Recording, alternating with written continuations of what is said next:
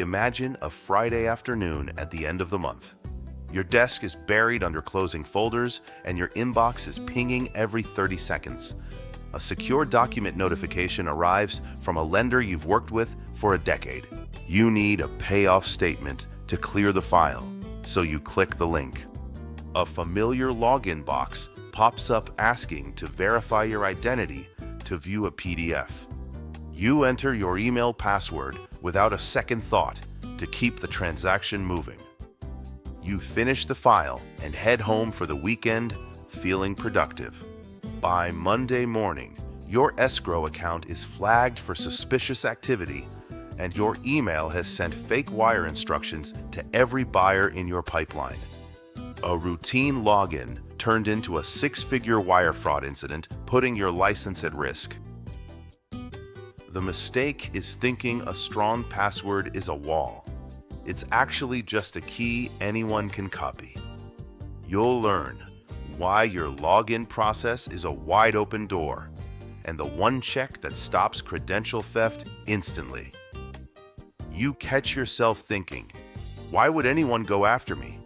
It's literally me and my laptop. You've told yourself, we relied on default settings and almost never updated anything.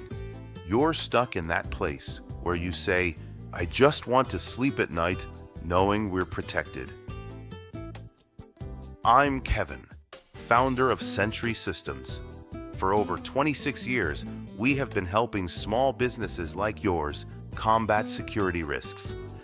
Title firms run on speed and high-stakes trust. Handling dozens of closings a week makes a login prompt feel like a speed bump instead of a red flag. Most people lower their guard because the email looks like a trusted friend and the deadline is real. Research shows that 80% of data breaches involve weak or stolen passwords. The real risk is assuming an imposter with a password is the same as a verified identity. This creates a gap where one wrong click lets a stranger bypass every verification check you have. Nancy runs a boutique title agency with 6 employees. It's a small, focused team that handles the high-pressure world of real estate closings, where every penny has to be accounted for.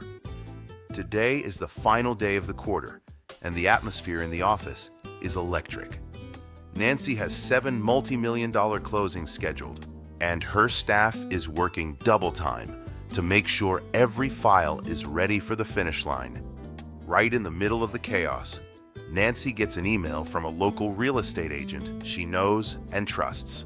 The message is short and urgent, claiming there is a last-minute change to a commission statement that needs her signature right now to keep the deal moving. Nancy hits a button in the email that says View Document so she doesn't stall the closing. A screen pops up asking her to log into a secure portal with her email password, and because she's in a hurry, she types it in and hits enter. 2 hours later, the phone lines light up and don't stop. Buyers are calling the office one after another, sounding confused and asking about the new wire instructions they just received. The panic hits when Nancy looks at the transaction logs. 3 different buyers have already followed those new instructions, sending their down payments to a fraudulent bank account halfway across the country.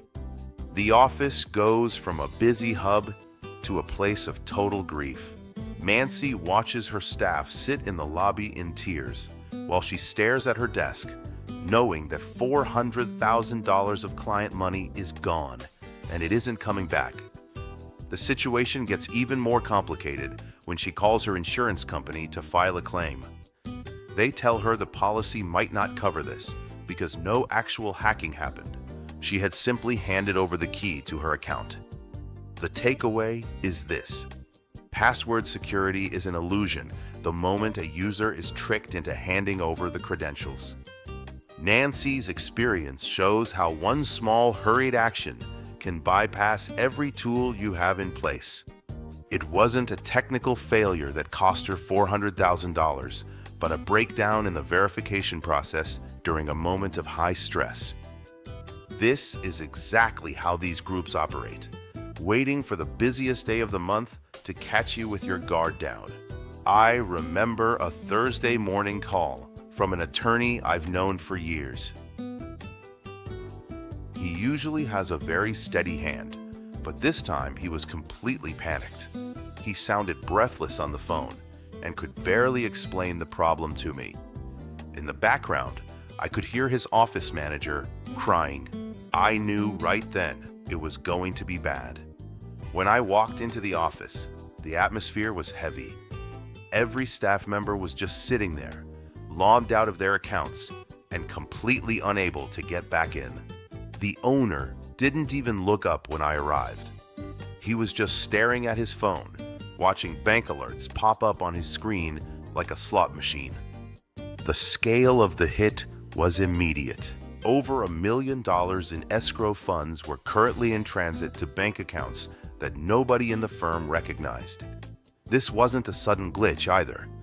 We found out the attacker had been sitting inside their system, reading their emails for 3 weeks.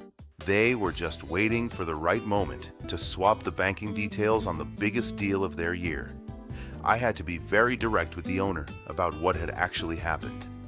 I told him his password didn't fail him. It did exactly what it was told to do by letting a user in. He turned white when that truth finally landed. He realized he had literally typed the password for the criminal himself on a fake login page he thought was real. We moved as fast as we could to contain the damage.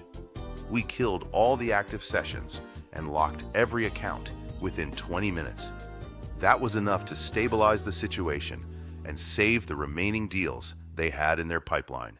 But that initial wire was already gone. There was no getting that money back, and the firm's reputation in the local real estate community never fully recovered. I've seen the same situation play out in law firms and title shops across the country for over 26 years. The businesses that never have to make that panicked call to me all made one decision early. They stopped trusting passwords alone and turned on multi-factor authentication as their first rule of defense. It is the one practical way to verify who is actually at the keyboard before the next mistake becomes expensive. If you could rethink one thing today, challenge the belief that strong passwords alone are enough to secure your business from cyber threats. Based on what we discussed, you should use our cyber health check and see exactly where you're exposed and what to fix first. The link is in the description. That step works, but only if you avoid the lies. In the next video, I'll expose the 3 myths that keep small businesses vulnerable.